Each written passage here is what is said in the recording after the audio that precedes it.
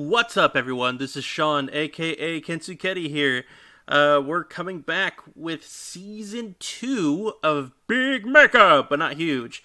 Sorry that this one was delayed for quite a while. I didn't actually start getting any of the editing done until recently, and on top of that, when I did start the editing, you'll notice throughout that there's a lot of hiccups regarding a new host that we have on. Is he going to be a permanent? Is he going to be just a guest host for this season? I don't know. Let's find out and test the waters, see how things go. But anyways, this is going to be our first special of the season. And yeah, it's a little late, but enjoy. Welcome, everyone, to another exciting tale of Big Mecha, but not huge. I am guest hosting this week, sort of. I guess I'm always here, like a fungus. My name is Will. I have two other people with me. You may speak. Hi, my name is Kensuketi, and I'm here as a regular co-host. How y'all doing? You dirty son of a It's definitely not going to get us copyright struck. bitch. We also have, in his first iteration, I'm just gonna go with Paul.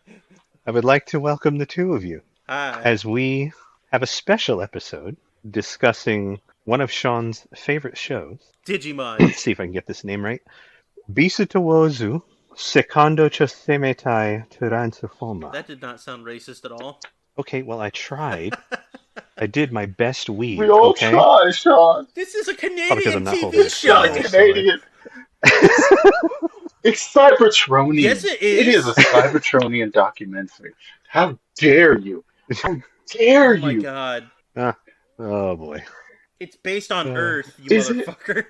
Because I've gotten these from the records from Cybertron. Yeah, it is. Those Mhm. are... Mm-hmm.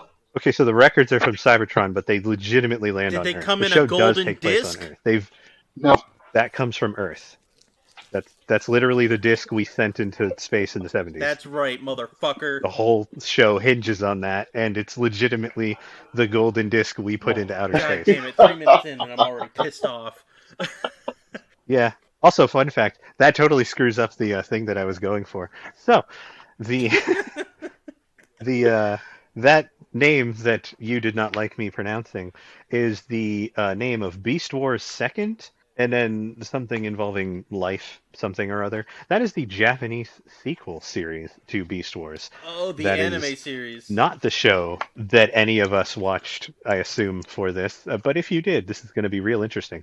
Because I definitely have never watched that show. I'm sure it is 100% in Japanese. And I'm pretty sure they still have never released it officially in America because they're weird, because Transformers is weird, because giant robots are weird. Just how it works. That sounds about But right. If I remember anywho. correctly, it's strictly, as you said, just Japanese only, and there's only been fan translations. Yeah. Yep. Which is the weirdest thing to me, because not only is Beast Wars popular, Transformers is popular. Just release all the stuff.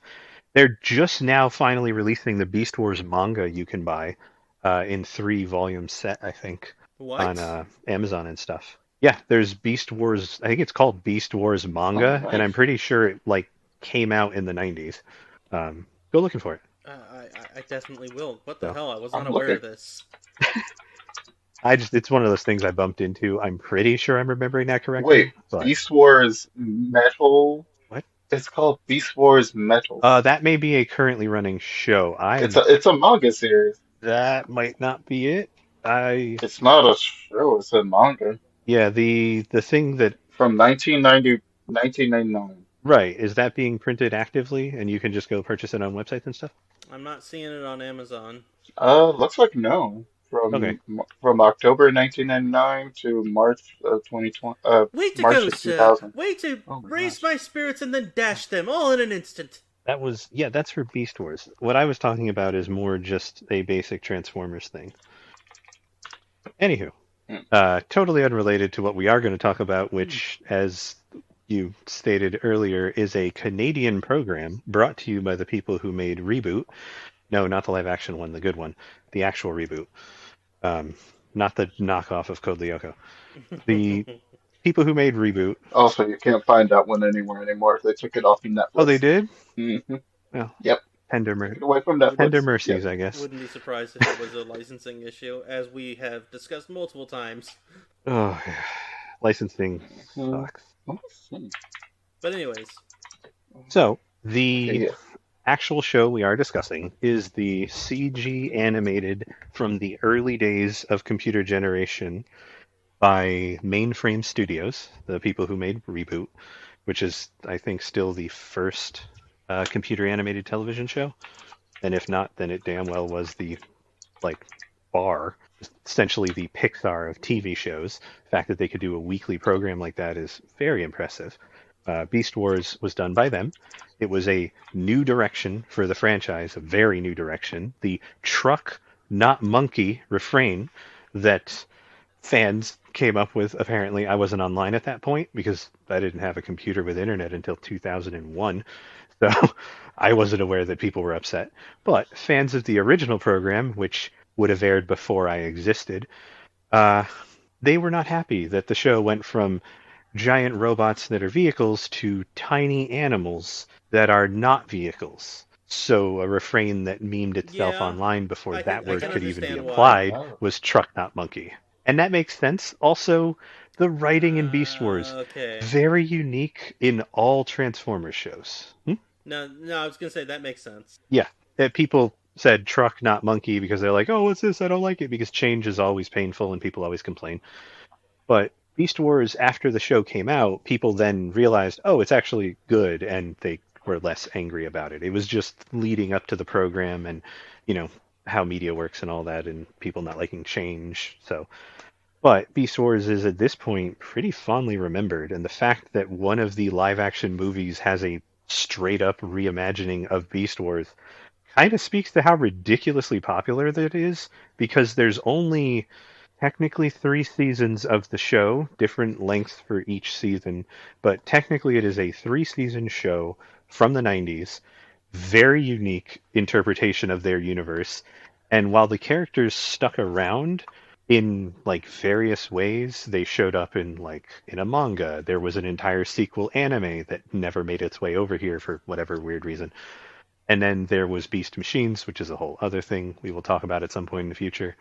Don't forget It the is comic book that very, came very out popular, recently. and that interpret true. And that well, that's the thing. Beast Wars came out and it was popular, and then it stuck around in fans' minds really, really hard. The very first character that people voted in as a brand new figure that hadn't been made before was Optimus Primal. He beat out everything else. And then I think second was like Windblade, who had never had a figure before, and she was like comics only or something. But she was an original hmm. character, and he it was like 2015, I think. I'm probably wrong. I'm getting that mostly secondhand because I wasn't that involved in the fandom. I'm still not. It's not my thing. I don't, go on forums and vote for Hasbro to make new stuff. Um, but I do. he was the first one to get voted in because people really like Optimus Primal. Also kind of helps that at that point, 2015, the people who watched the show, it would have been like 20 years ish or more. So they're all adults. So they've all grown up, and you have this entire chunk who would have actually experienced it in the first place who have watched it. It is a little odd that the show is not actively being printed right now, if I remember right. You can't get it on DVD. It never had a Blu-ray. But that's a Transformers thing. They still don't print most of their stuff on Blu-ray, and some shows only get DVD. Maybe.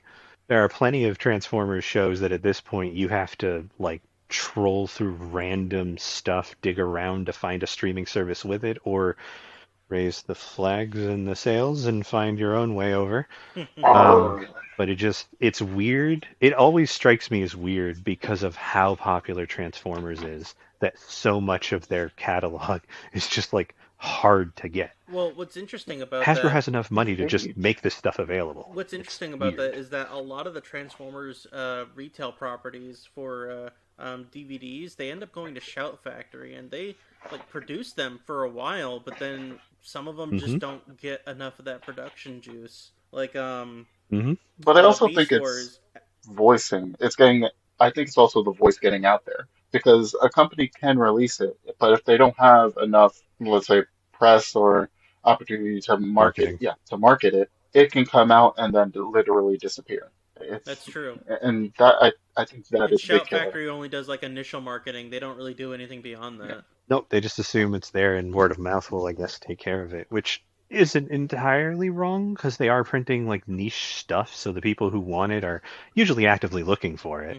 Hmm. I'm aware of several anime that have hit Blu-ray just recently because I care, and that's like it. It's not like I got an ad for it because I don't even know where you would put those ads anymore. I don't watch TV, and I don't algorithms don't push stuff to me, so it's like those are the only two ways that I get advertised to. That's it. They do put Yeah, things in other it's things. it's weird. Hmm. Mhm. But we are going to discuss the show and some of its more interesting elements today. So just to give a little idea of some of the things we might be digging into, the Transformers themselves are an entire race of beings for whom their physical form is mutable. They change. It's in the title, Transformer. Over the course of this series specifically, because they do it a lot, ideologies and alliances change along with or in spite of the form that they are currently holding. So not only is their initial physical form entirely up to almost chance, but then later on, their programming, their core, everything changes. So everything is in flux, which for one thing makes them all feel very human because that's how Mhm. we work. And then beyond that, with so much being in flux, how do they define themselves? What is their core, their essence, spark, whatever you want to call it? What is that last bit that sits there? Hmm. And on that note, we are now going to spend an inordinate amount of time discussing a children's show that was purely a vehicle for commerce and molded plastic. So, Mhm. That is actually I 100% mean, true. yeah. That Holy is fuck. no, we are talking about one of the sequel shows that continued the legacy uh-huh, of uh-huh. giving boys the reason The they say, "Well, I want a cool truck. Now I want a badass dinosaur that transforms Mhm. into a It robot." is literally a marketing ploy. It is I mean, yeah. I think 100% my very a first one marketing was ploy it as a was show. either Cheetor or Dinobot. So yeah, no, I didn't have Dinobot. I had Grimlock. Well, the original T-Rex. Oh, that was the recolor, right? Where he was like all white. No, no, no. The Grimlock that they did that Oh, was a redeco okay. of Dinobot. I No. forgot that they did that to Dinobot. But I will say this much. Uh, Going back and watching it now, oh man, so many times I wanted to call him Starscream. So many times.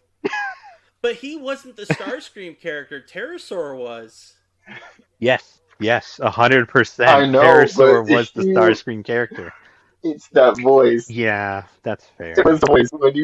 When I first heard that voice, I was like, Starscream. But Like, and then I'm like, wait, Starscream. But wait, this is Starscream if he actually had intelligence and well, really wanted to kill what's Megatron. funny is that Oh yeah, he's no, like the he iteration of actively tries a Starscream that lot. appears in Transformers Armada. True. Yeah, actually, Because that like makes Mhm. that sense. Starscream I was see all that. about That honor happened. and integrity and making Hmm. sure that he went Well, out a warrior's way. Parasaur's And not really that's big on those essentially what things. Dinobot did Mhm. all the way in the mid to late 90s. Dinobot. Code of Honor is by far one Yeah, of the best episodes ever made. I will say this. yeah, yeah. No, Dinobot is kind of the. This Code of Hero, my bad. I'll say this. Oh The yeah, show, yeah. That is a really good it holds episode. up. It holds up to nostalgia. No, Yeah, I know. no, I said before it didn't hold up. You are fucking lying to me because you ended up Oh telling me boy. before we started recording, man, I couldn't get through Beast Wars. It looks like shit. I could Fuck not get you. through the first couple of episodes mainly because I was nitpicking certain things. I'm sorry, there was literally a scene where I could see the animator literally just rotate a character when he was supposed to turn. Not even animate his legs moving. Hmm. Just, Hmm. I'm like, wait a second. You do remember what year this was made and how early in Oh, yeah, CG animation this was, right? Like honestly, I how do. early? Thinking back, I respect it, and going off of the monitors that they had back then, I'll say this, the technology back then gave those models and everything texture. Because when it's all grainy as shit on on your screen, everything has texture now. It is not literally a matte surface. But oh man. And at least they tried to animate the walking. I respect that versus how they do it now, where it literally looks like the person is walking on like a foot of thin air before the ground. Oh, where they basically Hmm. have a walking animation, but the feet never strike the ground. They just literally have their legs go Yeah, through walking I've animation seen that, too, but and then they just move the character forward. At least, yeah, in this one, they definitely did have the animations down to the point where you could actually feel each step when they were doing it too. Like every time Dinobot walked or mhm. They had Megatron. different walk cycles based on their design. They all had different walk cycles, slightly altered, and they gave weight, which is one of the hardest things to do in animation. They gave them actual, like, physical, like, oomph because they're robots. They look like animals, but they're fucking heavy. They probably each weigh more than a car. So what's really cool is that in the season 2 DVDs, they actually have a section dedicated to all the different animations that they have. So they have like walking animations, transforming animations, a whole bunch of different stuff. Nice. If we ever get the chance, I'll definitely like do a reel of that. It's really cool. That is very cool. That is definitely worth watching. Hmm. Definitely worth But watching. yeah, fuck you for not So, finishing this show. Most of these voice actors were part of the ocean dub of anime back in the day. So a lot of them appeared in mm, Dragon Ball Z. So the Cheetor, ocean dub. yeah, if you listen to Cheetor close enough, you can be like, "Oh shit, that is Goku." I oh Yeah, he is. I Oh boy. I Oh was like, boy. why does his The voice ocean sound dub. so Oh, familiar? I was like, And it's because so the show itself has all sorts of themes all throughout. I am curious over the course of the show, what did you guys think of like Tigatron and Air Razor are the most heavily coded to clearly be a legitimate like couple until we get farther and then there's a second one that they do. They don't really do romance in this show. They do like obsession and fucking weird and creepy and manipulation, but there's only two actual like romantic couples. well, they fuck them Although I over. do I mean, if we're gonna get into that right now, they fuck them Yeah, over hard. that was what I wanted to ask. The end of so they do at the end of season one for this show, they do the Transformers the movie thing where they murder like half the cast or yank them out of the show so they can introduce new people in season two. All right, so if we're gonna get into specifics here, because remember, I literally just watched all of this I'm just last gonna say week. it. Um, Mm-hmm. Optimus is being transported in a stasis pod up to this giant planet killer that is basically a Yep. giant Death Star. Um, Essentially a Death Star gonna blow up the yeah, Earth. and it was originally a moon. Optimus is trying to go up there Yep. to disarm it by launching some sort of I transwarp. It's remember that. basically Oh my gosh, science yeah. thing, science plot Ah, Yeah. device. that Star happens. Trek. Star Trek MacGuffin. Yeah, and Megatron locks him in there, and then Mm-hmm. Optimus dies. Yep. Then the giant wave that ensues afterwards ends up affecting most, not all, most of the Yep. Transformers that are still Yep. alive. Two of them Mm-hmm. ended up dying, which was Pterosaur and Scorponok, in the dumbest way possible. And you see that they are about to Yep. turn too, like because they started Mm-hmm. glowing. They ended up Yep. falling into a fucking vat of lava. Um, And just immediately die and they never come back. and then Waspinator ends up getting They come back in Beast Machine. well, no, no, No. no, No, they do not. no. Nope, you are wrong. You have not watched Beast Machines. I'm pretty sure I know what you're talking about. Trust us. You're very wrong. And yes, it's disappointing. No, there's only one person from that team that shows up in Beast Machines, and it's a joke. It's stupid. Yep. It's kind of Yep. funny, but it's still stupid. They didn't I they refuse didn't to earn it, watch but we're that not show talking again. about Beast Machines. No, I but refuse to watch that but show. speaking I of refuse said to watch cat, that show past the you first actually should watch episode. Beast Machines. Beast Machines I is am not not watching as Beast bad as Machine. you remember it. I promise you, Beast Machines is Uh, not as I mean, bad if as he you remember doesn't it. like Beast Wars and he thinks that's rough, I don't know how he's going to feel about Beast No, I Machines. Well, just I had to just want a get past chance the to first yell at couple of him. episodes. I had to get past the first couple of episodes. I'm still watching it through. I'm Hmm. still going through. Uh, So I'm still watching it through, and so I do remember most of But Beast Wars already. to circle back, the character that you're referring to, Waspinator, ends up in mhm, a, I want to call it a Bacta tank because it's Star Wars, but he ends up basically in their basically, healing vat, in their and version of a healing vat. yeah, and is not affected by the transwarp wave. The only Hmm. two characters who were not affected by it for unknown reasons, which I looked Hmm. up later on because I was very confused as to why not.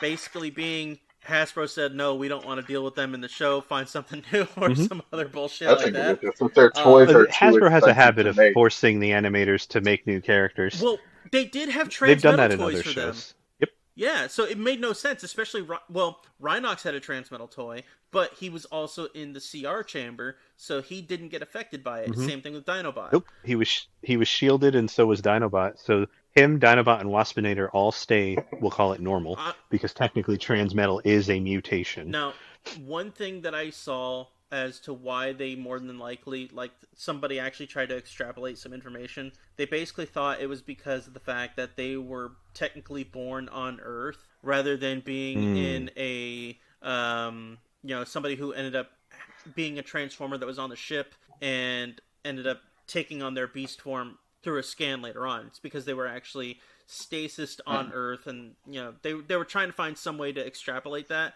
but I don't know. It's just another way of saying plot device. Yeah, it's essentially MacGuffin plot device. Here's your reason because, Right. and then move on. So Air Razor and Tigertron did not become transmetal. Yep. That's fine. Well, sorta. Well, That I'm season gonna two gets I'm gonna weird. get into it. So, in this particular aspect, they are not transmetal, and they are basically sent after episode 4 to go out into the world to expand, scout, and see what they can do in order to try and find, more forms of life, more stasis pods that have fallen to the Hmm. Earth. Because at this point, one, they also did find out that this is actually planet Earth, and that's Yep. after the moon ended up, becoming what it Turning was. into a giant gun. Yeah. And Oh then shit, it's a gun. after they found that out, they wanted to see where all the stasis pods ended up landing. So they were going to go ahead and try to fix all that. But that's when you also find out at that point, after Tigertron unceremoniously loses a friend who was an actual tiger because he was one with Hmm. nature, he ends Yep. up getting He, super close to Air Razor right after. yeah, call that the bounce back. Yeah. Probably because so Air Razor is a transformer, Yeah. and so is he.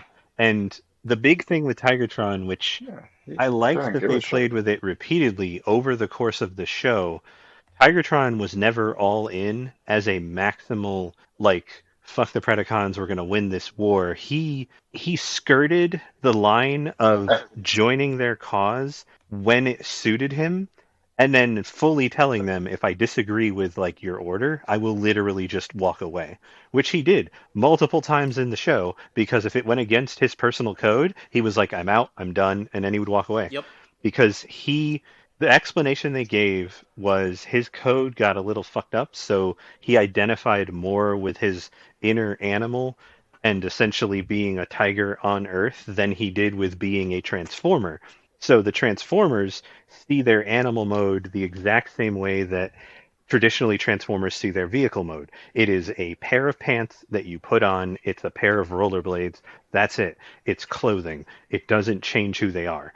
Yep. They see, well, there's arguments about psychology and form, but we're not going to get that deep into it. Oh, Although he does go The into way, one episode where everybody ends up mhm, getting locked into their beast modes, and he goes like, yep, "You all they need to go a little become cuckoo. one and the same till all are one." Yeah.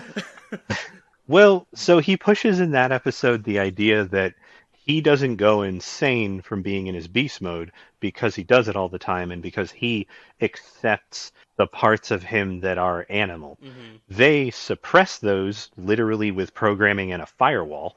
They suppress the animal parts of their everything so that they can just have the animal mode to not die to radiation, and then they can move on with their life. By being forced to be in their animal modes, they wind up, it just essentially wears down the coding over time, and because they've been suppressing it, it does the psychology thing where if you suppress something, it just comes back and 3 or 4 times worse. and they all go crazy and animally, and he has to corral them and talk them through accepting the animal impulses, and then just that's what they are, and then moving on. Mm-hmm. He has to talk them through biology when they are not biological creatures. And that is a constant theme throughout. That is like one of the core things of the show is they are Mm-hmm. now kind of part Yeah. Yeah. organic because of the animals, even though they are still machines, where they will literally have a word to turn from animal to robot. They eat food They like regular food.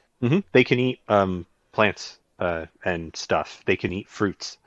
So, So um, it's yeah. I was gonna say, so to go back to all this as to why we're even talking about this in the first place. So, they are a couple, but then, hmm as I mentioned, they get fucked over hardcore. hmm Probably like maybe the episode or two after they get sent out, they are transported away after investigating a different area that looks to be very alien centric, not of hmm this earth, and they get locked into this giant plant like device that basically at that point ends up doing another transwarp wave and getting them out from Earth across the cosmos. And they're transported by the alien species, the Vok, who are basically all the ones who did all that strange shit on Earth. And, everything that says alien, it's always these special beings or other visitors. And they transported Air Razor and Tigatron, and you never see them again until season 3, where it's even more fucked up,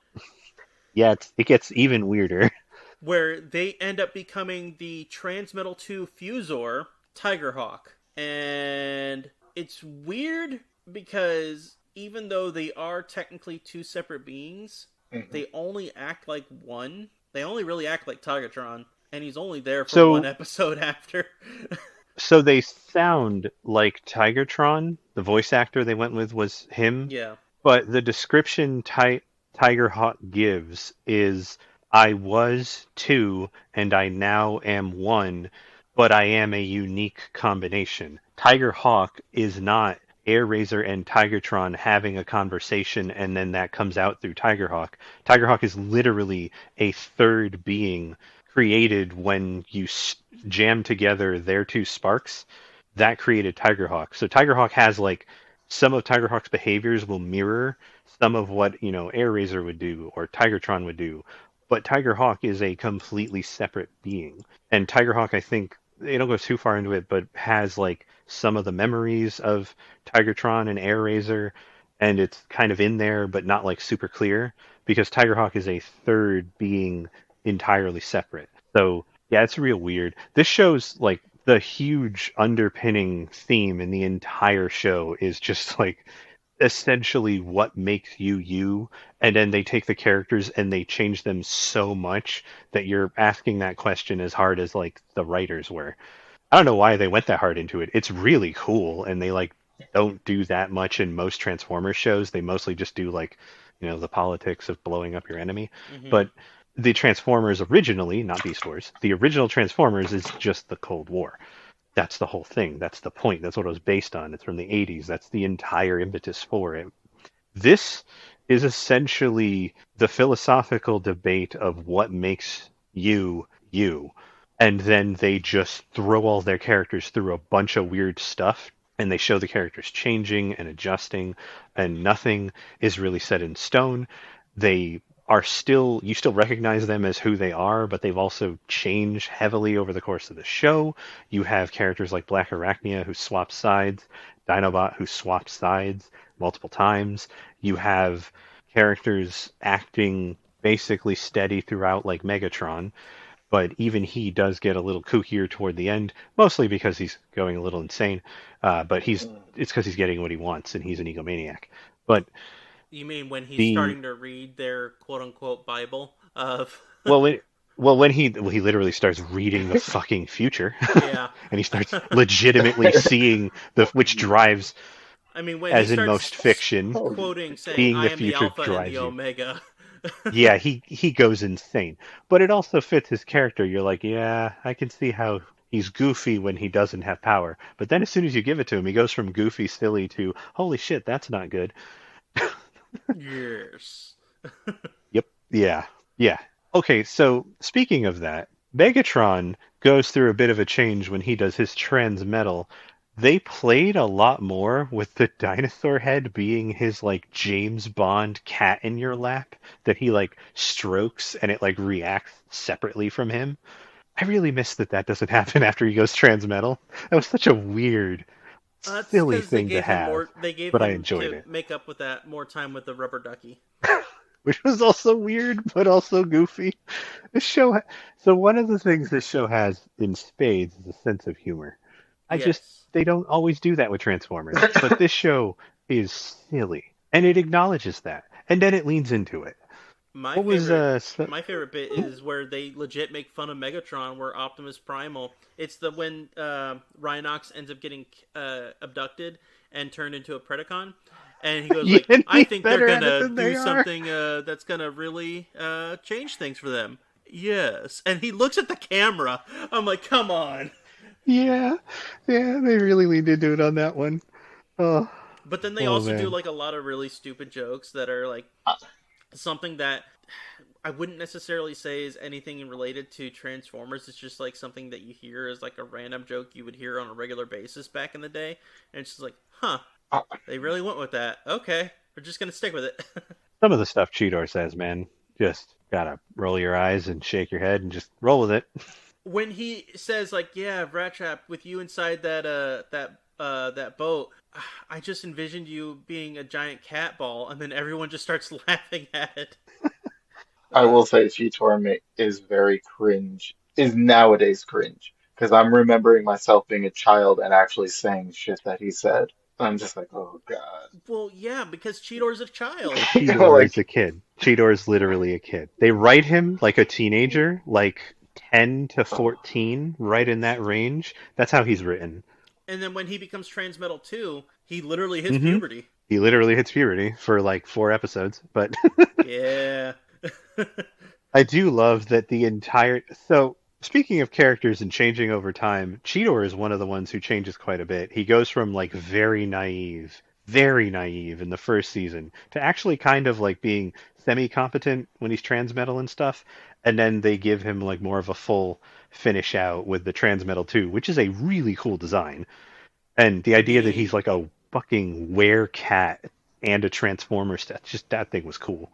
But you say semi-competent, and I will say you're right, but then there was that episode where Silverbolt is trying to go get Black Arachnia, and he goes like, "Cheetor, I am so sorry for this." And he fucking decks him in the head through the door, and then he goes like, "Oh my god, Cheetor, you're still awake. Are you okay?" "Yeah, I think I'm okay." It's like, you're really not gonna say why? You're not gonna ask why?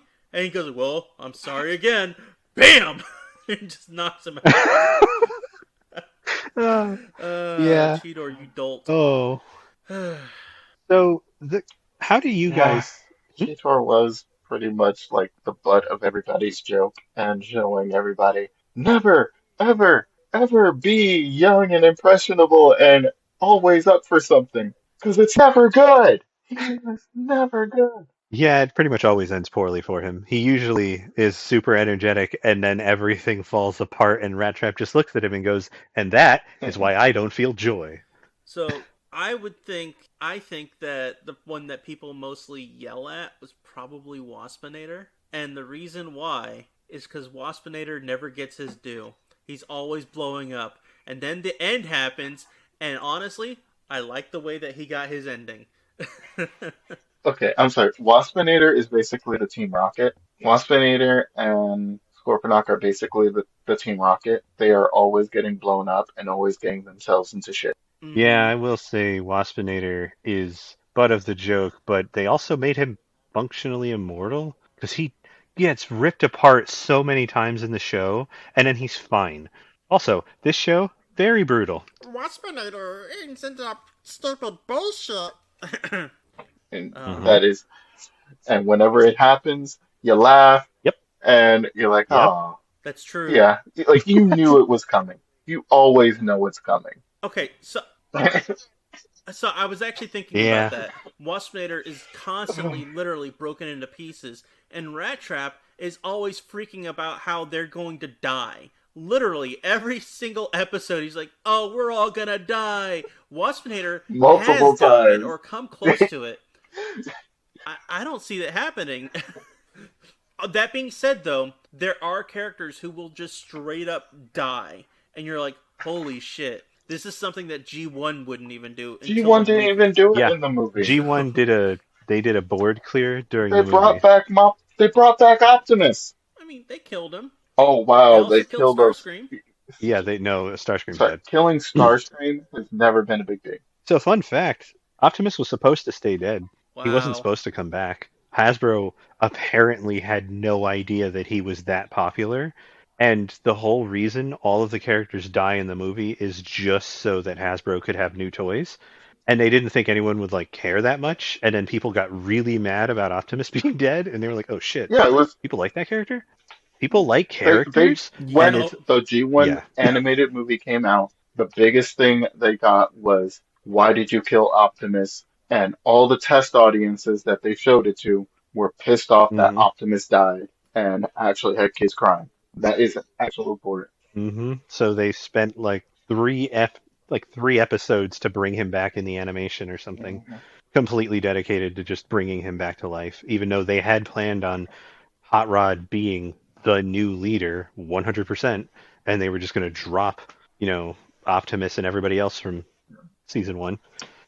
And yeah, that just it didn't work because Hasbro, for some weird reason, hadn't figured out that people get attached to characters, and because it's such a happy, like Saturday morning cartoonified version of reality, they didn't realize that people were so attached they wouldn't want the character to die. Like technically, in fiction, it makes sense to kill Optimus and to have someone take his place. That is Oh, a much more compelling story, but that's not the world you built. You built a way softer world and yeah. then had this movie filled with fucking violence and death. And Wait, it was wait, like, wait, no. Jesus, what happened? I was 1 minute I'm watching The Hobbit, and then the next minute I'm in the middle of fucking Rivendell or whatever, watching the not orcs eat Mm, everything. And it's like, Jesus Christ, how did I get from A to B? wait, didn't One of these is a the happy anime fairy movie tale, but the have other like one is super actual violent and dark. cannibalism where they had other Autobots eating Autobots? Like other like Cybertronians eating. I could have swore there was like a cannibal race. No. not Autobots. It was no. You had I could have Unicron. swore there was like No, it was small Unicron who auto basically small feasted bots upon all the getting other stuff that eaten or so he could have Yes. more enslaved by energy. other And then ones. there are, but those. Mm, So there's a part where they talk to a Quintesson, mm, and I believe the Quintesson has Sharkticons with them, yeah, which are at the G1. They're tiny. They look like that was piranhas with legs, and they will eat Transformers. They are, if I remember right, not technically Transformers. They're like an adjacent life form. They're not anywhere near as sentient as like Autobots and Decepticons. Is that when Retgar comes Yeah, in? I believe it's on Scrap Planet because they eat like junk metal, like dead bots or live ones if you feed them a live one. And See, that's that I makes think sense. that was Yeah. what they went with. The Autobots themselves are just like the Decepticons. They feed purely off of like Energon, which the show is kind of cagey about, if I remember right. But essentially, they can refine anything into Same. Energon that is sufficiently unstable. What I mean by that is they can turn like raw oil and natural resources into Energon, which they will then feed on, either by injecting or. So going forward, mhm, we were talking a little bit about Transformers and their relationships to each other. I have a bit of a mhm. not so serious question to ask the two of you.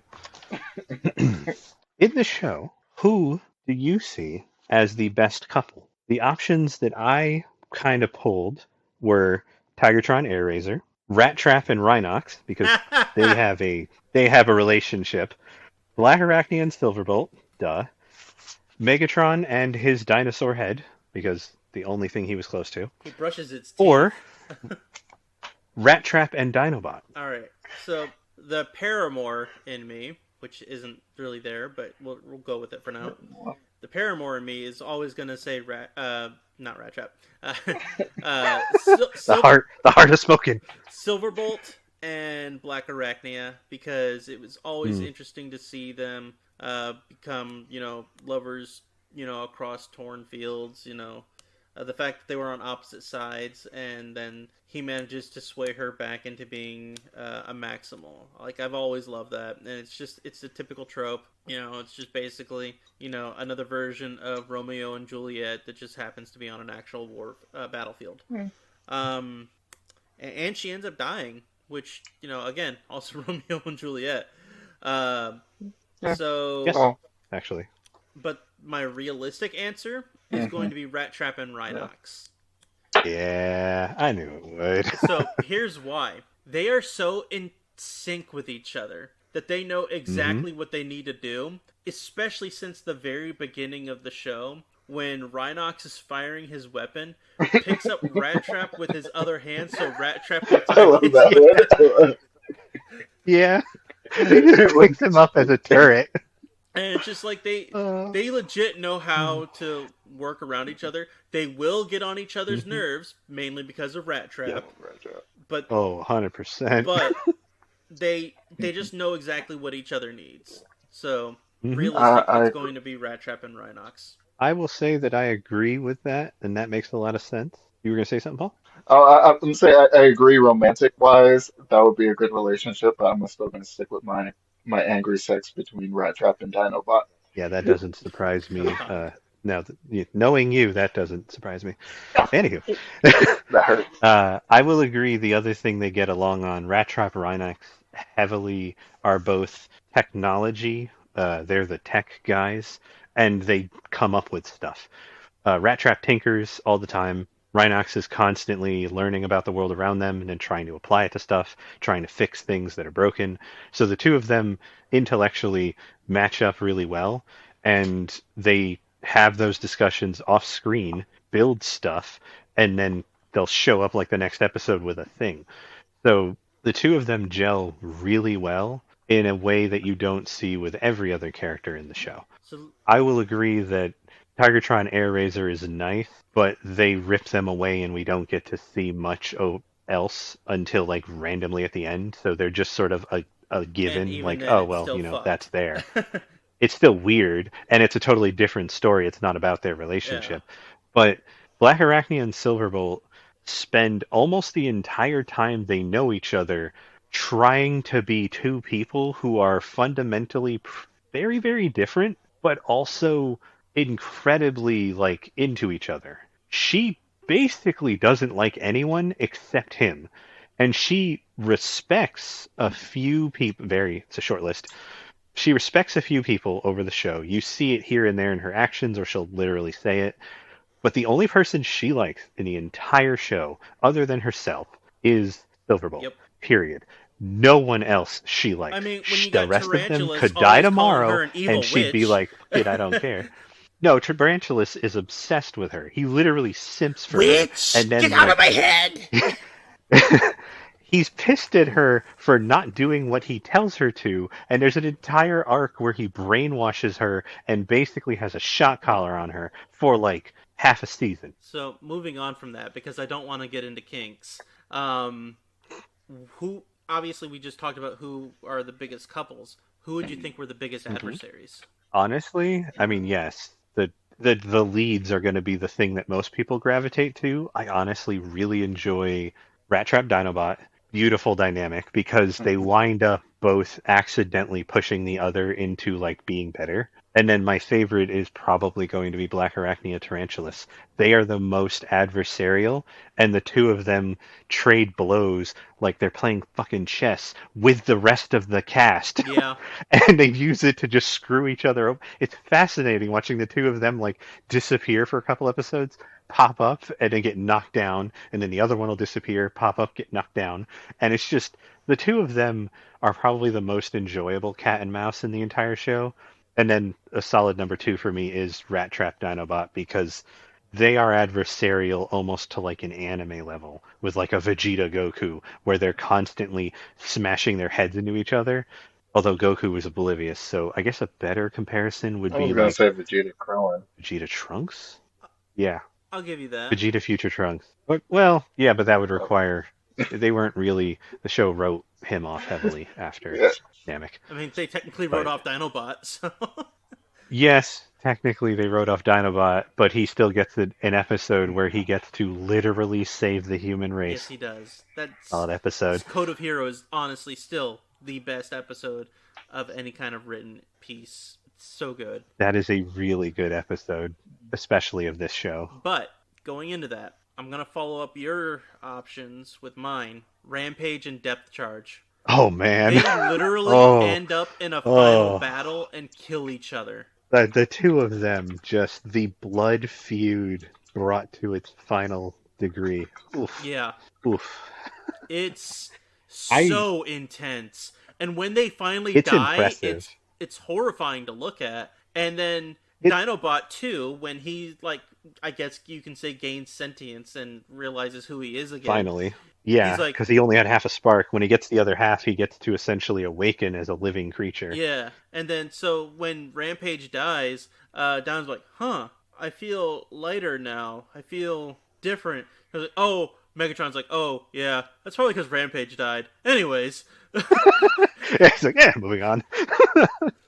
Fucking love Megatron. And Rampage is like touted as this guy who's like, yeah, he's never gonna fucking die. And then like he honestly gets to a point where he can't die, and then it's just that final battle an is immortal so spark. intense. It's like, yep, he dies. Technically, he doesn't die. What happens is he gets defeated, and because his spark was broken in half, the spark doesn't die. It goes to Dinobot 2, and then Dinobot 2 becomes whole, and the spark is still alive. And I forget how Dinobot 2 dies, but Dinobot 2 dies, He and that's ends the up, end of the spark. It actually, like, dies. So it's when they're on the Nemesis, which is the Decepticon warship. They're on the Nemesis, and they're trying to make their way to the Ark. That way they can blow it up and basically wipe out not only the human race, but the Autobots and everything else there to basically have The Decepticons kill everyone and approach. Predacons rule in current time. Dinobot ends up stopping the Nemesis from doing so. He ends up having the downloading documents to the Ark. That way there's an actual Ark spaceship within it. Which makes more sense now that I watched that, because I'm like, how did they get the Ark off and then make their way to Cybertron? And then, like, I thought it was going to be a time fuck, but it wasn't. But anyways, so then he defends that, and then he goes like, Megatron, you lack honor. And then Megatron tries to kill him as the ship goes down and all that stuff. Oh, and Optimus gives him a chance to leave, to join them in getting on a ship back to Cybertron. But Dinobot 2 says, "Nah, I'm good." Yeah. Oh yeah, he stays on Earth. I think he just No, he says, dies. "I'm going to stay here." He just straight up dies. Oh wait, no. Yeah. Yeah, he just straight up dies. Yeah. They write him off. He's one of the characters who dies at the end of the show. Death Charge and Rampage die. Dinobot 2 dies.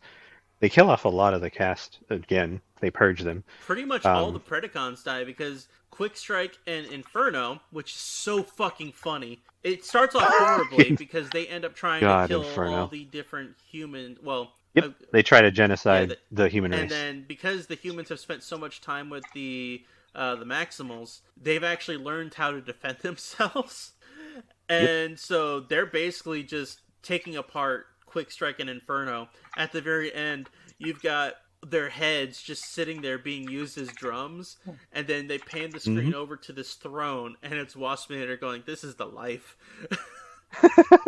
Yeah. I tell you, man, this show is really good. This show's insane.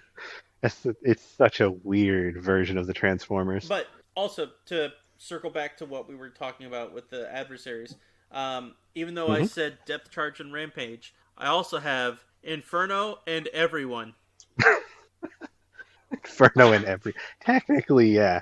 Literally everyone who isn't Megatron is against Inferno. My queen! Mm-hmm. I wish he would stop Hates when calling he me calls that. him that. Yeah. Such a silly thing. Yes, it is, but it was wonderful. Inferno is a very ruthless, dumbass character, but he's fun to watch. He's insane, but the fact that he's called Inferno and he's one of the only characters with not a laser or missile as his weapon is kind of impressive. He's got a flamethrower. He has a gun that shoots, but he also has a flamethrower, and he lights stuff on fire. Burn, constantly. Maximal, burn! And then he laughs about it because he's insane. Yeah. Fantastic. Yeah. He's a great I might character. actually try to. Great character. I might try to get that scene just rip that and put that in there, where he's just like, Yeah, just laughing as he lights everything on and fire. he fucking blows God, up with it. He's like blowing up yep, a den of energon. yep, it explodes. Oh man. Yeah. So that's another thing in the show. So the show has a lot of themes, there's a lot of characters, there's a lot of stuff happening. How do you two feel about the Vok, like on the whole? They're kind of just a MacGuffin to me, and I feel like they're incredibly undercooked. They only exist in Beast Wars. I don't think they were used anywhere else in Nope. Transformers. I could be wrong. I am not the biggest Transformers fan, but they feel kind of like they were literally created just to sort of be there. They make up the rules for them heavily as they go, and then they're just kind of there. But they're so mysterious so often. They don't like they're just a MacGuffin. They don't have an explanation. They don't really tell you much about them. They don't have a name. They just say we are the Vok, and then they're two floating energy heads, and that's it. And you don't get any other explanation. There's nothing there. How do you two feel about them kind of, in the show and just in general? So apparently the comics ended up making them a little bit bigger. They have like a bigger importance, but also the Hmm. comics only lasted 17 issues because at that point that's when Mhm. Yeah. IDW lost the licensing. The first time. So I don't know how big they are now. But no, I agree with you. They're really only there to facilitate certain plot needs, and that's it. I legitimately forgot about them until I rewatched the show. When you mentioned them, I was like, "The fuck is the Vok?" And I think I had to ask you. And then I looked it up, and I was like, "Oh yeah, those things. Oh wow, I completely forgot about those Yeah, because they're just I thought that they're was a not there." fever dream. Yep, I yeah. seriously thought that was a fever dream. Because I their designs are literally also looked, very weird. I Googled, I had to Google it because I'm like, oh shit, that was actually real. Um, okay, so I do have an opinion on them. I do feel like I feel like they were added into the series to give needed exposition. So yes, I do think they were Mhm. MacGuffin, but I think they were a needed MacGuffin because they needed to have the show go in a completely different direction Well, and needed someone to push it. you know what?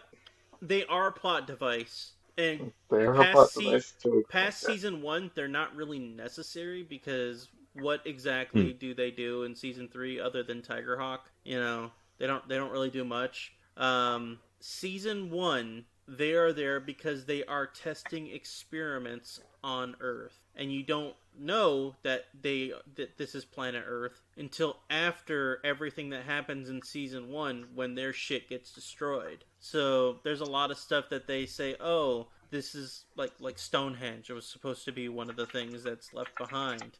Um, Hmm. I think it's there for the added layer of mystery. It is a plot device, but I think it's also necessary in order to make sure that everything was moving forward for season two, so they can actually have everything set up to be, oh shit, this is prehistoric Earth. Oh shit, this is where the Autobots and Decepticons landed eons ago. So, Hmm. Yeah, that was also the biggest reveal in the entire show. mm-hmm. Is, well, two things. One, you get a so they don't really tell you how big these transformers are compared to like humans. They show early humans, but those early humans are kind of small and you kind of get like how big they're supposed to be, but all of this takes place in such a prehistoric time. We don't even know how tall those prehumans are. They might not even be human. They could be one of the offshoot species on the planet. So you don't really know how big the Transformers in this show are until the very big reveal where they show you how big they actually are, and you're like, oh, shit. Oh, okay. That's how big they are. And oh, they are the future like version of them, and that's why they talk about and then they give you all the exposition on, why he's called Megatron, why Optimus Primal has his name, and all of that. It's interesting. They don't tell you the reason they're so small. That apparently happened, I think, in the comic. But the They're definitely not like that in the Rise of the Beasts. Mm-mm. no, which is that's a whole other interpretation of them, anyways. But the original reason in this show is because at that point in Cybertron's history, the Maximals and the Predacons The Predacons are a militant offshoot of Maximal, essentially. They're all Maximals. The Predacons are just a faction of Maximals who got pissed off, banded together, and then are secretly basically terroristing their way into power. That's their whole With thing. the Tripredicus Council and all that. The Tripredacus Council is led by them, and they view Megatron as an extremist that even they don't like because they can't control him, and he basically just flies off the handle and does whatever he wants. And they're Mm-hmm. like, we don't want him. Like we don't like the Maximals, we don't like Maximal leadership. We want to do our own thing. We also really don't want him running around saying he's a Predacon because he's insane. We also don't want him running around because he's really, really dangerous. He's incredibly extreme in his views. He literally took the name of a dead Decepticon from like who knows how long ago. I think it's centuries Yeah, before. so they bring Mm-hmm. up in the And first so episode. Megatron is not liked by anyone. They bring it up in the Hmm? first episode that uh, there has been peace for thousands of years. Yep, That all the wars are yep. The over. war. Like, okay, Hmm. so The beast. it was clear. But at the same time, I will Yeah, say this. the Beast Wars are technically just a small skirmish on the edge of everything. I will say this. I did think that they did make it a they didn't make it clear enough. Well, in the first season, they don't make it clear how big anything is, because to be honest, you don't really get a good consistent Yeah, reference. You do not get a good consistent reference for size anywhere. Anywhere. Like they don't reference anything. technically the animals count, but Yeah, but at the same time, once they it can be okay.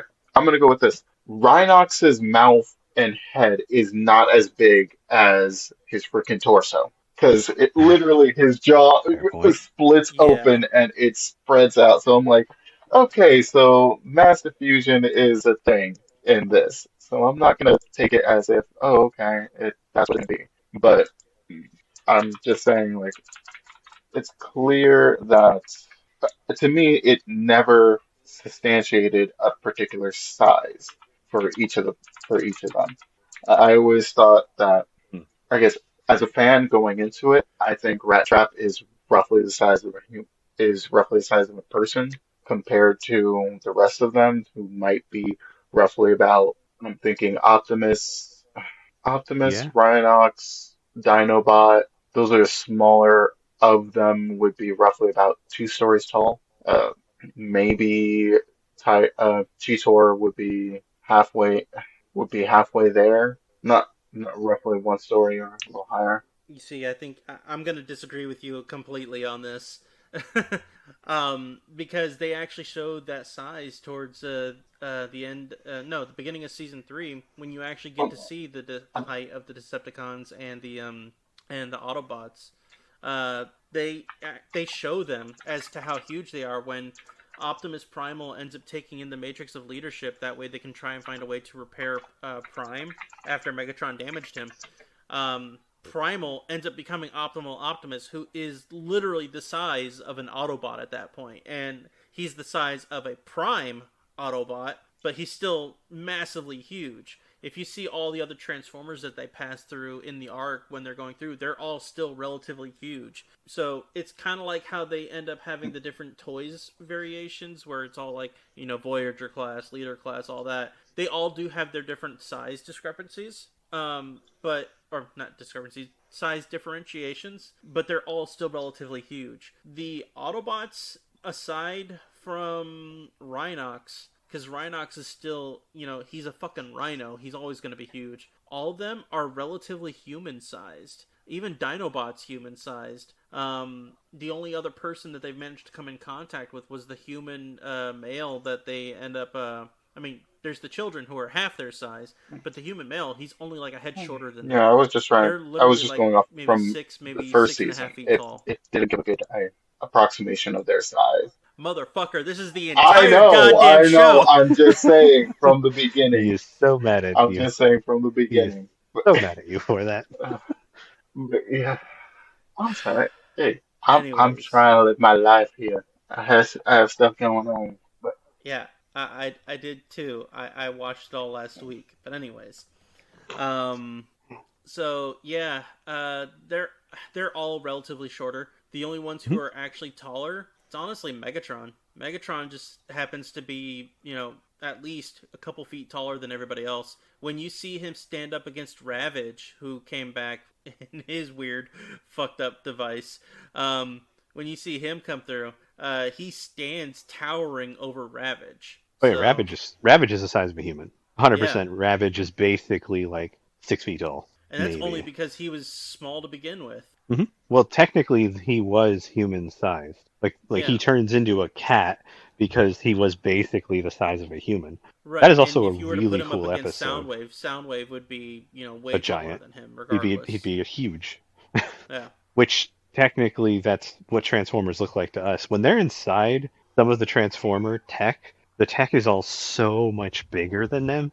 They look like tiny action figures running around the inside of a normal object. Mm-hmm. So yeah, size matters. Oh, really, Sean? Phrasing.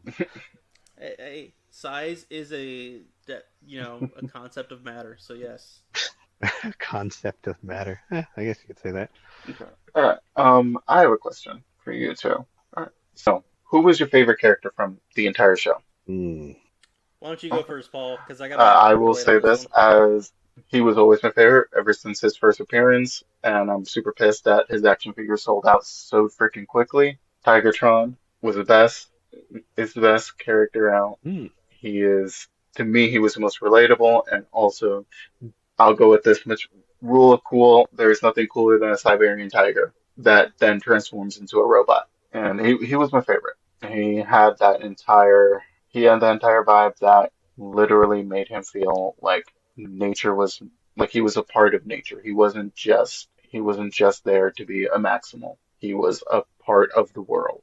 And he just felt like, yeah, he felt I can give you that. um for lack of a better descriptive, he literally, the episodes he was in, he felt like Samurai Jack walking through the world.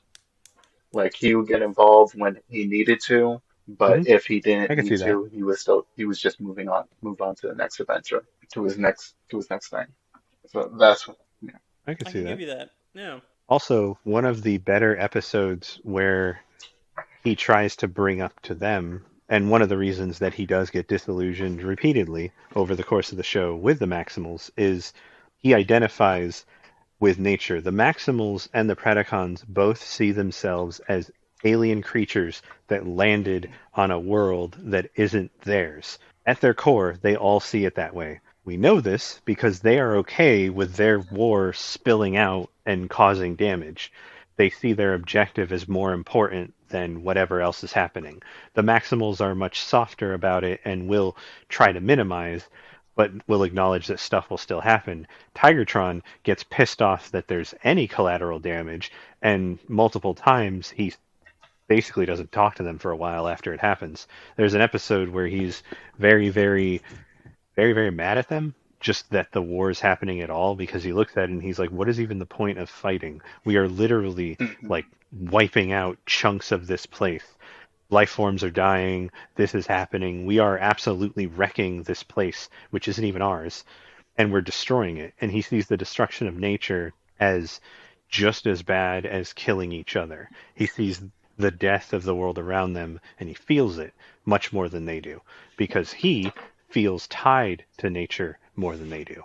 So it's a really good episode and a really fun one to have. Also, a interesting moral discussion to have with yourself is essentially what price is worth getting the thing. How much is okay to be sacrificed?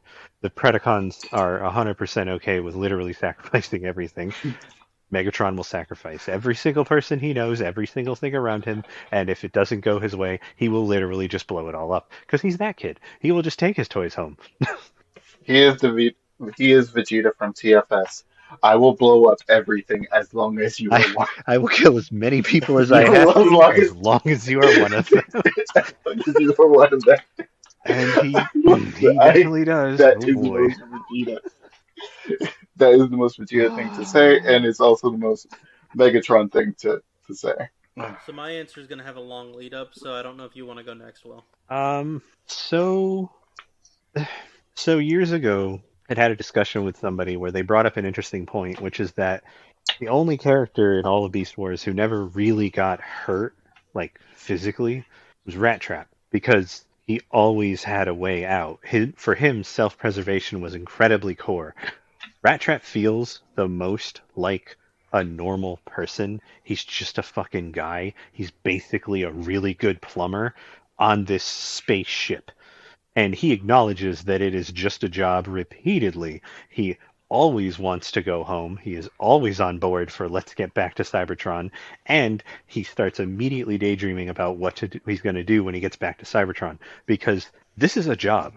Out of all of them, he does not have the ideology. He's like, guys, I do stuff. I'm good at it. That's why I'm on this mission. This is just a job. I don't care. And he will pull himself out of some of their moral conundrums and discussions because he doesn't care. He does eventually get a little more empathic over the show, but he empathetic, sorry, over the show, but he very much is the everyman. And I always liked that.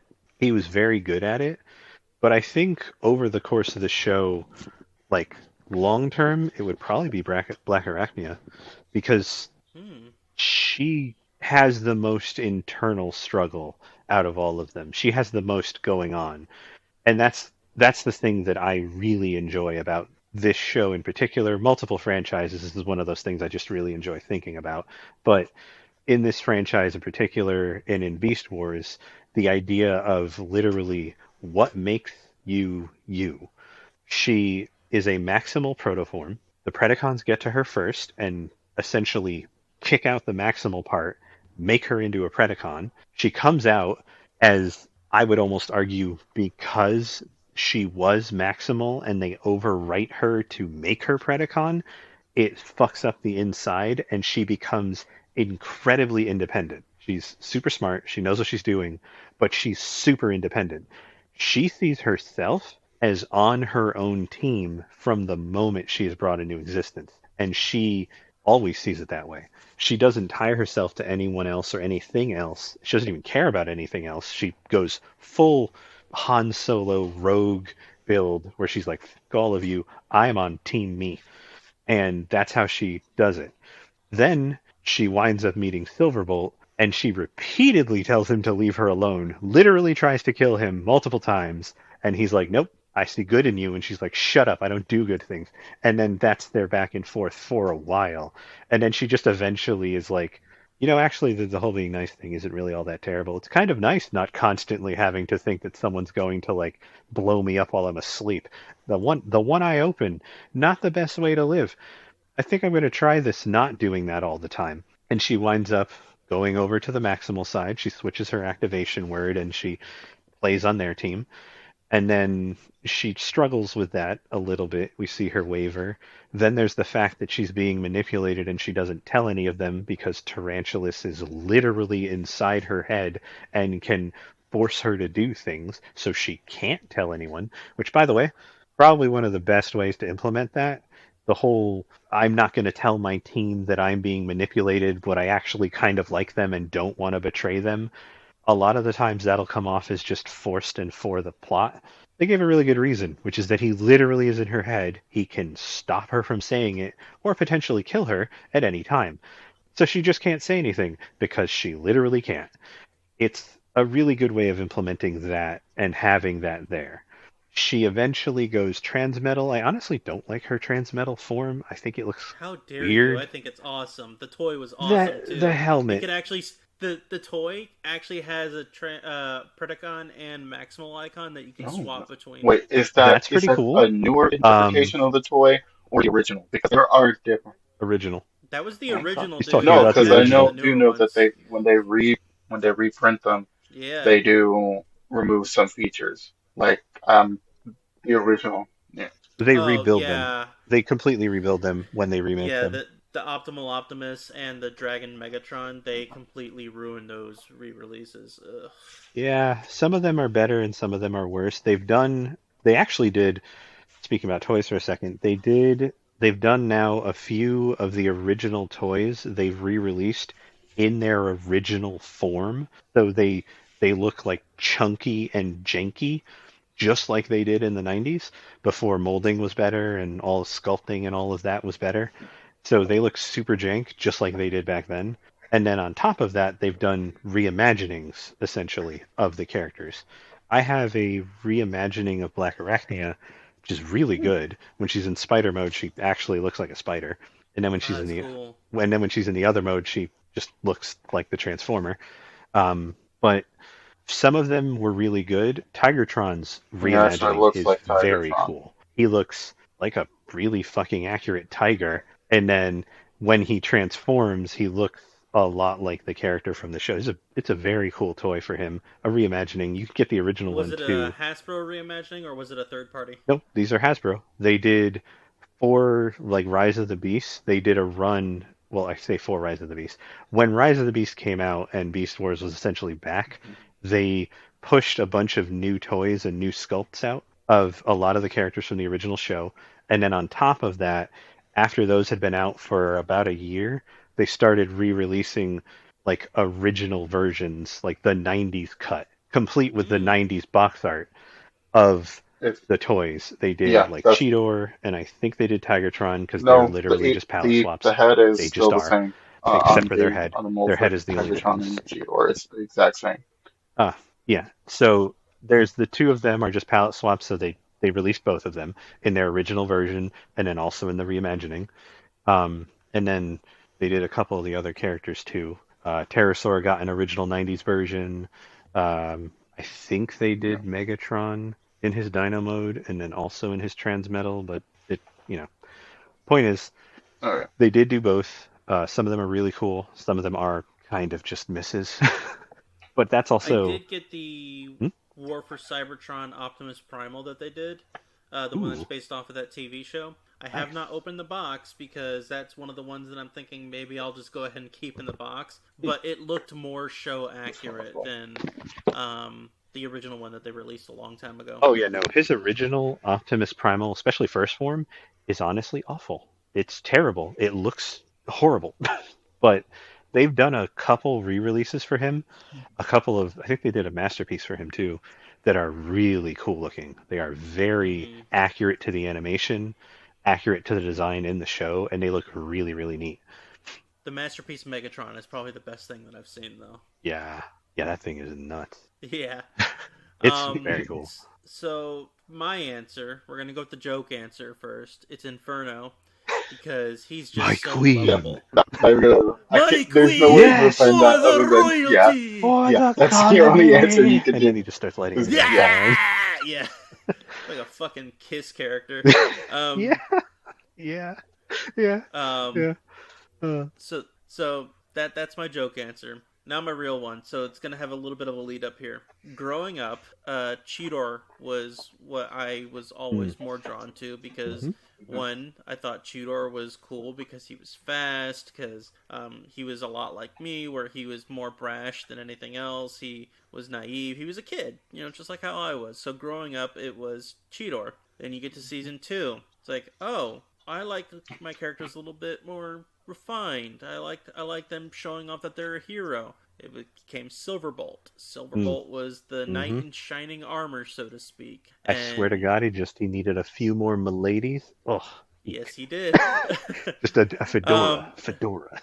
and so he was definitely having that savior complex on, and I was drawn to that, and you could see why because he comes off as a very endearing character that way. But then season three comes around. Season three, you're getting a little bit more into some of the more darker characters, and you're like, oh shit. So what do we got here? We got Rampage. Rampage is a character that you choose to accept who he is because he is very complex in the fact that he is full of rage. He is psychotic, Hmm but after watching multiple serial, killer documentaries and whatnot, like I can understand this motherfucker here.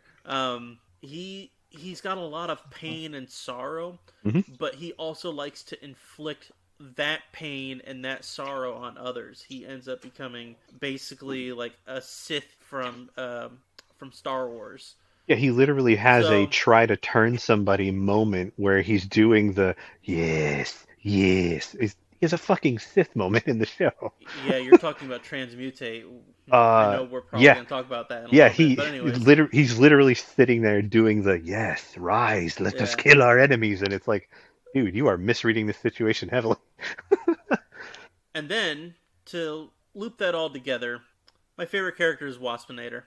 Ah, So, reason being, because I know that completely threw you guys off. I mean, not Reason, completely, but well, Waspinator's I was great. originally going to say Rat Trap because Rat Yeah, Trap is the everyman. yeah. But then, if you think He's about it, consistent so too. was Waspinator. Waspinator was a guy who was basically, I'm a blue collar worker. Hmm. I try to do my job. I try to stay on, as close as I can to my job's parameters and trying to make sure that I Yeah, he's please my boss. basically Dante from But Clerks. at the very Hmm. end, he's like, fuck this shit. I don't want to do this anymore. I'm standing up to this. And of course, he gets blasted at by both Inferno and Quickstrike. Yep. Who Quickstrike, by the way, as soon as Quickstrike opened his mouth and he said, "What in tarnation?" my mind flooded back to like, oh shit, this is where I first heard that from. And I remember saying that so many times as a kid. Oh, really? But anyways, yeah. Oh, my first one was Yosemite Sam, Looney But Tunes. Hmm. Agree. with Waspinator, it's because he's like, I've had enough of this shit. I don't want to be a part of it anymore. He's the everyman who's like, you know what? I'm done. I'm just done. I don't care about anything else anymore. I'm done. That's me. That is me to a T. So Waspinator. Even though I hate wasps, Yeah, I mean with a that's fair. passion, Waspinator. Wow. Yeah. Seriously, it's just a social status, man. Can't be hating on the wasps. Man, they invade my premises on a daily basis. I don't want to hear that shit. So Will Yeah, just got the joke. I did. I With the saw where you puppy. were going with that, sir. We are in the wrong I part of the didn't. country for that, but yes. So, anyways, No, I can see that. I get where you're going with that. I Yeah, like I said, my number two is probably Rat Trap. It just he's the everyman. He feels most like a normal person. He's not as filled with ideology as either of the leaders, which makes sense. They're both the leaders. They theoretically should be the ones who are the most into it. Um, and then beyond that, it's that whole idea of what makes a character who they are and seeing them struggle and be human and falter. It really works. Black Arachnia is the character for me that does that. It fills that type of thing. Again, she's very heavily coded as the thief, roguish character who's in it for themselves and then learns to not be so selfish, but also they're all in the middle of a war, so they all wind up either having to compromise their own moral compass in some ways or just kind of come to terms with like, okay, but it's one of those, well, this is what I believe, but even Tigertron believes, he's like, I would prefer to not have to fight, but I will to defend the things I care about. So even he can be driven to violence, acknowledging that it is the only solution for some of their situations. now I was gonna say depth charge until I realized that he's a cop who would turn off his body cam. Oh, 100%. Oh, He, he 100%. literally is the 100%. cop who threw his body cam into the river and then drove out of the city to hunt down the guy he hates. Rogue cop. Yeah, he's just rogue cop. That's all that is. That's his entire character. He is terrifying, by the way. The Yes, only he people who is. can like stand up to him are fucking Optimus. Everyone else is like, I would lose in a fight to Death Charge, and Death Charge would take that fight, and he does several times when he shows up. He almost kills several people on the Maximal side, and he's ostensibly on their team. And Yep. yeah, no, if you get in his way, he will go through you to get to the thing that he wants. And if you get in the way of him killing Rampage, you are now on the list. Mhm. Oh man, Death Charge And is horrifying. yeah, Oh, great toy though. oh yeah, no, he's a cool character. He's a fucking manta ray with like giant rocket launchers. He's super cool, but yeah, terrifying. Absolutely terrifying. He's Rampage, but with like without the berserker rage. Now he's got rogue cop strength. Okay. Okay. So now it's my turn for questions, then, motherfuckers. Okay, Hmm. who was your favorite Transmetal. Ooh. Well, I have an answer from when I was a child. It was a pretty close Okay. tie because I really liked flying stuff, like planes and all that. It was a really close tie between Cheetor and Optimus because giant surfing monkey man, super cool. And then Cheetor has fucking jet engines that come out of the side of his body, super cool. I had both of He has those one of toys. the coolest They were and most fucking simplistic toys awesome. ever. Both of Yeah. those toys were fucking cool. They were rad. And he could place his hands together to form a cannon. hmm It was very 90s super cool rad thing. Both of them super big thing. Now that I'm older, out of all the people who change, good question. Which one of the Transmetal's my favorite? Okay, So for me, are we including like it's actually Silverbolt's Tarantulas. technically a Transmetal? No, he's a Fusor. He's a Fusor. Okay, so just like Black Arachne is a Transmetal, Tarantulas is a Transmetal, Megatron and Right. Optimus. Okay, so okay, I get you. Continue. I will give better answer. So mine is Tarantulas. That is a really cool Transmetal form with the wheel. Yes. That thing is pretty And the fact that the sweet, wheel, like, once it breaks apart, it actually becomes his shoulder pads. And and a then, gun. well, the front wheel is a spiked saw that hmm is just like it for some random reason. Again, it's melee weapons that become guns. Pretty much So everything is yeah, gun. yeah. See that rock there? That's a gun. Oh man. But yeah, Tarantulas is cool. The second best one would probably be Megatron. Megatron's just Yeah. really cool with his turbine thrusters that he's got. Those things are Um, really cool. and I like the fact that his tail now has a giant clamp on the end. hmm And it's a gun. Uh, and it's a gun. It's just everything See? is and it's a gun. But then let's do top three. And then last place is going to be Rad Trap because he's a fucking roadster. He is a hot rod roadster. In fact, I think I don't know if they did it on purpose, but I think he is heavily based off of a character called Ratfink, which is a character that exists in hot rod culture, developed by a guy whose like nickname was Ratfink. He did a lot of like car modding, hot rod stuff in through like I think the 60s through like the 70s and the 80s and all that. Look up the character Ratfink. You'll see a lot of like crossover between like his Transmetal design and the Ratfink design, with like the contortion and the proportions of it and the giant wheels and stuff. So I don't know if they did that on purpose or if somebody on a design team was just like, so we're gonna make him like a hot rod, and they were like, I got you, boss, and they kind of leaned into it. But I see crossover between those two. Okay. Personally, I would say it would probably be the Transmetal. Are we including Transmetal 2s? Like Yep. Dinobot 2 and all that? It's Yeah. probably going to be the final form Cheetor. That thing is just so fucking cool. I totally Oh missed that man. episode when I was a kid, but god damn, is that a cool ass design. That thing is just so fucking rad. Just sheer design, like just as Paul said, rule of cool. Fuck, that thing is cool looking. Like it's just cool. It is, and he's got a massive rocket on his back that is angled down so that it gives him downforce and he doesn't like literally fly off into the stratosphere. So cool. That's probably my favorite, but no, solid number like top three.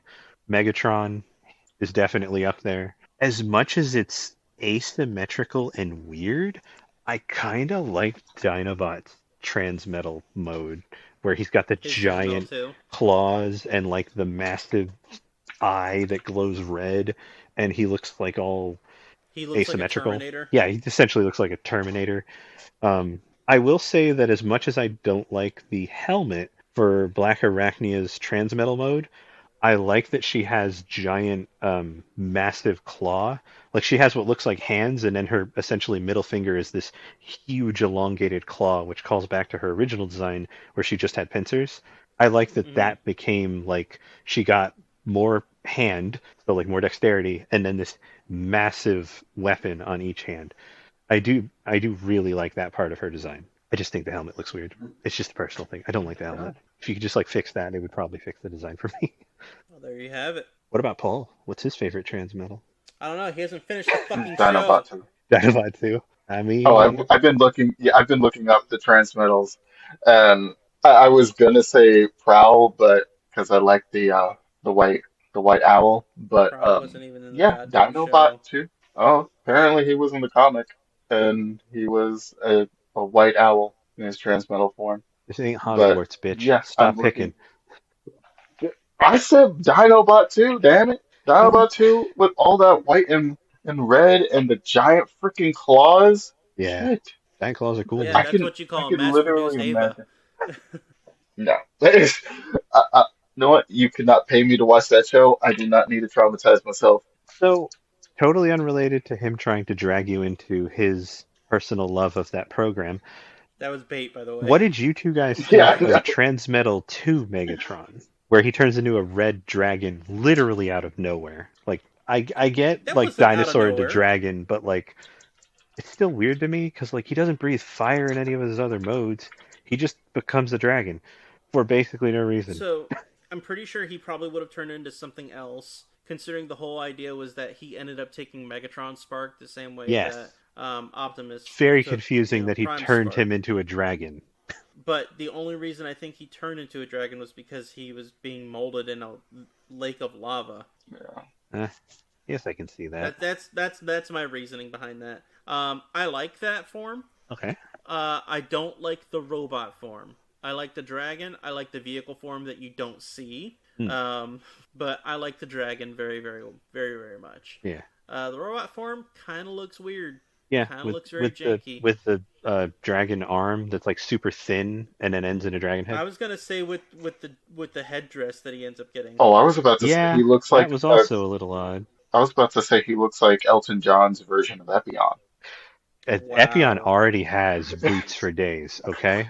I didn't notice that when I was a kid. Now that I'm older, Epion is literally just a leather fetish outfit as a robot. Are you That's wrong? Am insane. And I then it wrong? turns into a dragon. Am I wrong? Am I wrong? It literally looks like Elton John was able to design Epion and couldn't figure out what to do with the dragon head. I plead the fifth on Thank that. you. Thank you. The things you didn't know, and now you do. You're welcome. Moving on. I don't want to hear about that. So do you want to move on to basically your favorite episode, not counting the Dinobot one, but the one that probably gets brought up the most too, because it is one of the more interesting ones.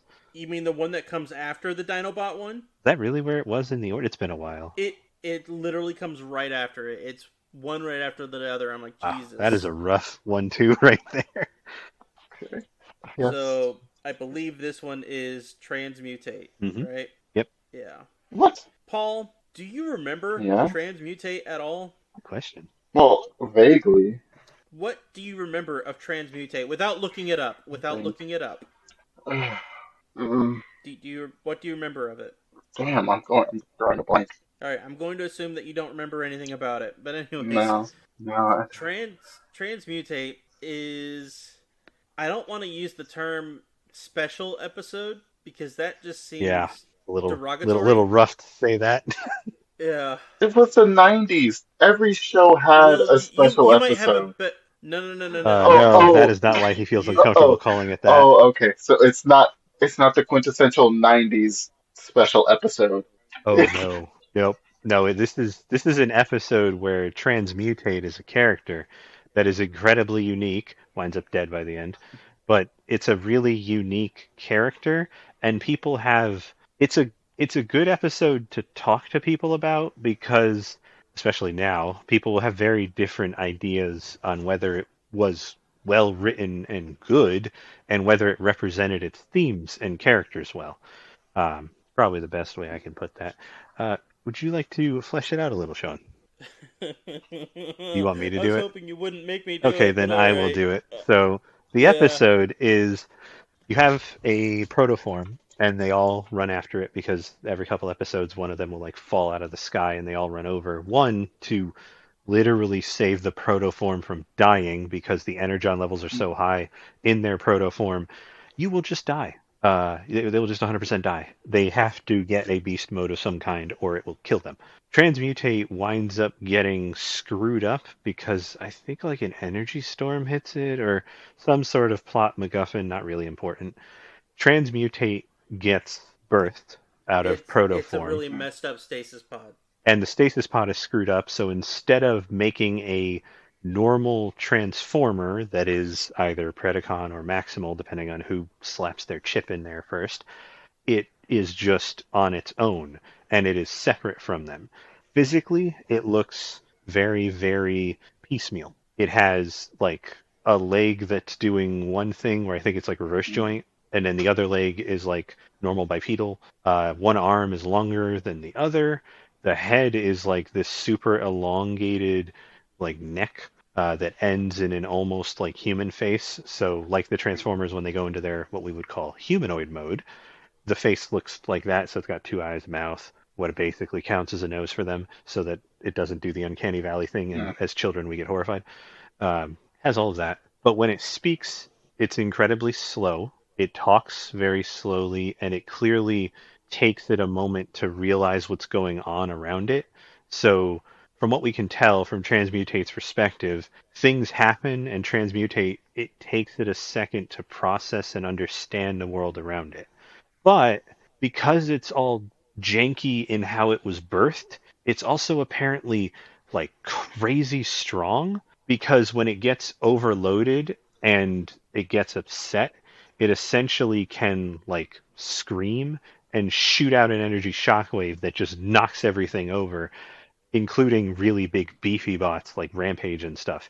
It can knock all of them away, and it does that whenever there's too much aggression around it because it doesn't Yeah. like aggression, which makes sense. They write the character to be what you would call simple. Okay. Most people would see this heavily as the episode trying to tackle the idea of physical deformation, disability in that way. It is not badly written, but from a modern perspective, it's not the best written because they don't give Transmutate a lot of agency. Transmutate gets to do stuff, but Transmutate basically gets dragged along the entire episode and shuffled around and then dies. However, I would argue that makes the point of their war is a really fucked up thing because Transmutate is innocent, truly innocent. No preconceived notions, no preconceived anything, doesn't actually do anything bad the entire time it exists. It's just there. It is an innocent creature, and they all spend the entire time trying to get their hands on it for one reason or another, and eventually it winds up killing Transmutate. That kind of makes the point of innocent death, the cost of war is innocence, really, really well. But it's also has a lot of undertones and underpinnings of, again, disability, deformity, how that affects the way a person relates to the world and how other people treat them. And I will say that in a good way, they do treat Transmutate pretty evenly.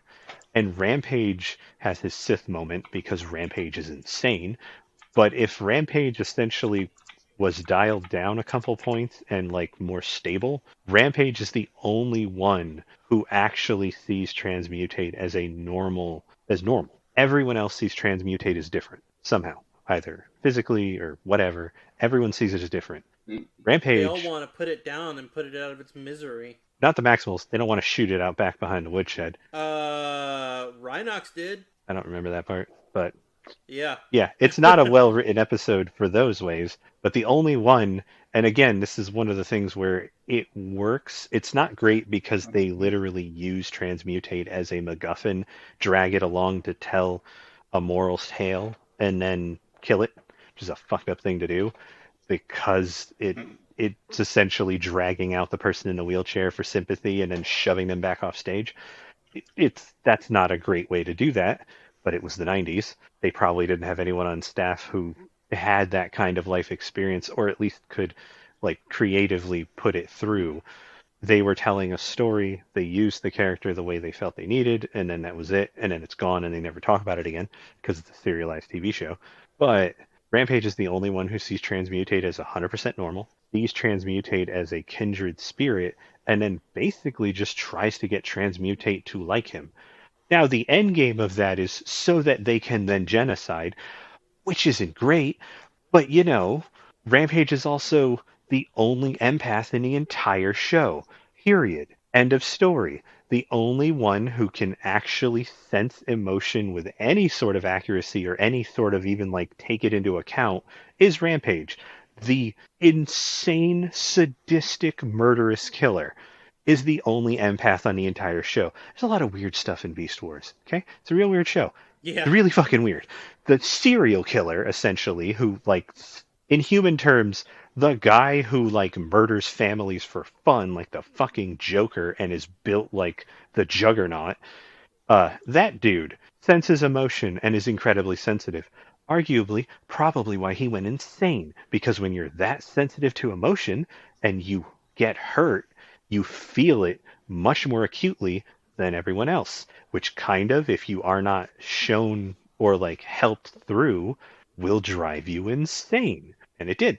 And then tie that to the fact that he can't die, which is never great. Life forms that are supposed to have a beginning and an end, when you take away the end, basically go crazy for at least a little while. If they're alive long enough, theoretically, they kind of even back out and they just are like, well, I guess it doesn't end for me. I'm just here forever. But yeah, that kind of drives them insane because you physically were created to be a finite life form and now you are infinite. That was never supposed to happen. So you were never given any of the, we would call them biological, which I guess for them would be technological, tools to deal with never ending lifespan. So you go nuts.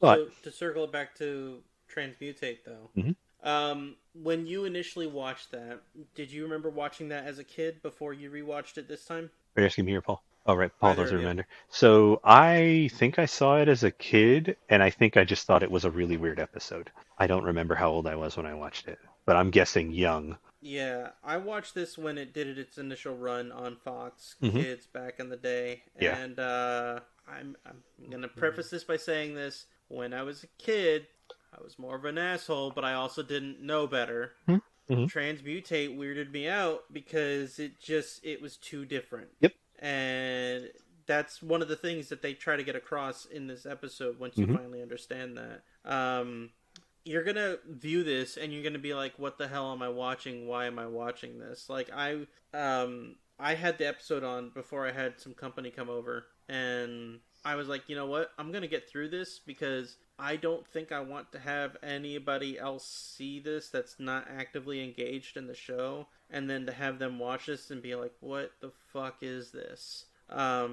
Because there's a lot of people who don't have the right mindset when it comes to dealing with things that are considered different. I mean, if we look at the political spectrum as it is right now, yeah, there's a lot of things that you can say that are like, "Oh, this thing's different. I don't like it. It needs to die or go away." Hmm. And That's yeah, also a refrain in human history.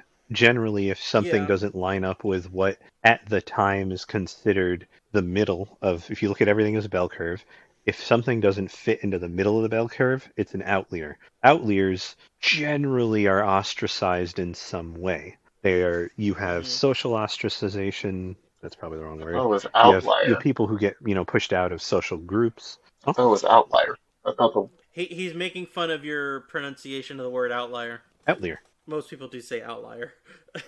I will tomato you, you dumbass tomato. Get to back to your fucking point. okay, potato. The point is, generally speaking, if something is different, it gets pushed out.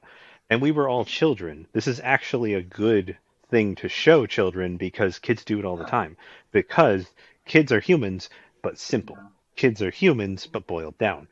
So not only do they inherit the behavior from those around them, but in general, your brain, when you go really primal with it, is coded for, is Ah, that me? Yes or no? And then it starts making, that's where stereotyping comes from. It's simple assumptions that will keep you alive when we were running around and climbing trees and trying not to get eaten. It's not a thing we have to do anymore, but it does complicate some of our higher functions that tap into it. Things like stereotyping, which makes sense when you saw someone get dragged into a bush and killed at one point in your life, and you're like, I'm going to be afraid Hmm. of bushes forever now. That makes sense. Don't do that with people because people are insanely complex and there's so much going on and you don't know everything all the time. You don't have the entire story. You have a sliver and that is it. That slice is not everything. It is not all of them. It is not their entire life. It is not the nuance of the entire situation. And that's one of those things. We are always having to, as adults, basically fill in nuance for ourselves so that we can figure out what shade of gray we're currently working in. And that's one of those things the episode pushes hard is different is dangerous. And because of that, both Maximals and Predacons try their hardest to convince this thing that they are identifying as dangerous and unknown and scary. They're trying to convince it that no, no, no, no, we are safe for you. You are safe here because that will put it on their side. But the only one of them, ironically, who sees it as an independent sentient creature is the crazy crab guy who turns into a tank. So Yep. crazy crustaceous tank. And Even yeah, Silverbolt didn't get no, he did not. his view of him correctly. Nope, he did not understand it. He treated, in his mind, you can tell with how he was doing it, he was treating it as less than. He was treating it like you would a child, but not in the, you have the simplicity of a child. He legitimately was treating it as below him, I must protect this thing, not thinking it has any agency of its own. And the reason I say it is because Transmetal very much falls into that category. You don't get to know anything about what's happening in, sorry, Transmutate. You don't get to know what's happening in Transmutate's head. Transmutate is not around long enough to have much character and much agency. And because of that, we don't know Transmutate. So I don't know what Transmutate even would have been. I think in a longer running modern show, Transmutate wouldn't have been killed to make a certain point. They would have kept it around to essentially like have a B plot that's kind of interesting where Transmutate slowly grows and becomes more, and you get to learn more from Transmutate and its view of the world. But that's also a difference between modern writing and, things evolve over time. Beast Wars comes from a simpler time, so they wouldn't do that. But nowadays, they totally would. A lot of modern kids shows have pretty complicated shit in them, but just they will boil it down or adjust it. That one, it would have been interesting to see a modern iteration of that where they Okay. examine it No, slowly over time. But again, it was the 90s, different time. Yeah, absolutely. I wish Paul had more to say on it, but fucking dipshit. I'll say this. As my father, is was a special needs teacher, Mhm, and I've dealt with a lot of children with mental and physical mhm, disabilities throughout my childhood. And after hearing the story and hearing and reading through a synopsis of the episode, I it is this is a very dark and sad interpretation of how people mhm, view disabilities and physical and mental mhm, disabilities. And yes, there are multiple different approaches. There are multiple different approaches that people have towards those individuals. And from what I can see here, it looks like it was a mixture of a physical disability along with autism that they were trying to represent and showing that too much can cause a lot of damage, and at least and bringing it into a kid show era. And sadly, it being the 90s, they wanted to end episodes when they where they wanted to and leave it on a lighter note, but still not have you wondering what's going on. It is a very sad and dark. It looks like a very sad and dark episode that I would like mhm. to watch because it's real. That is real. It and yes, I agree with Will. If it was nowadays, they would have made him a staple character and he would have been there permanently. And he would have been just a background character that you saw randomly, and then they would have used him as the MacGuffin to save an episode as like the savior of an episode. To be honest, I'm kind of glad that they didn't do that, Yeah, they did not have the bandwidth on the and they show for just that. I don't think that was ever in their wheelhouse.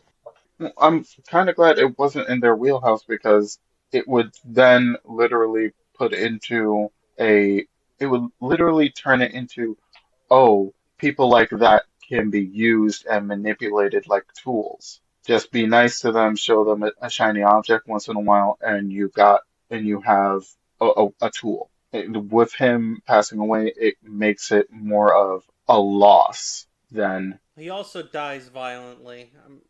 Don't forget that. yeah.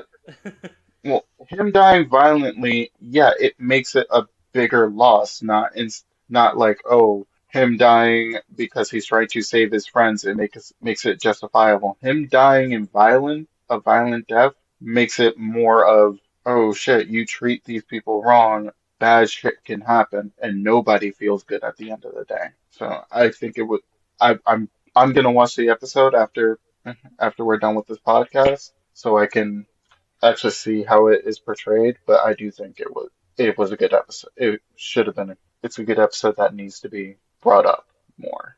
I'm sure it is. I'm pretty sure we aren't the only ones who talk about this. No, I've seen reviews of it online where people go back and they look at it and they give their perspective on it. Yeah, yeah, I'm gonna rewatch. I'll watch that episode and I'll give you guys my perspective of it Good. later So on what you got another anything left? podcast. I mean, that's pretty much the big stuff.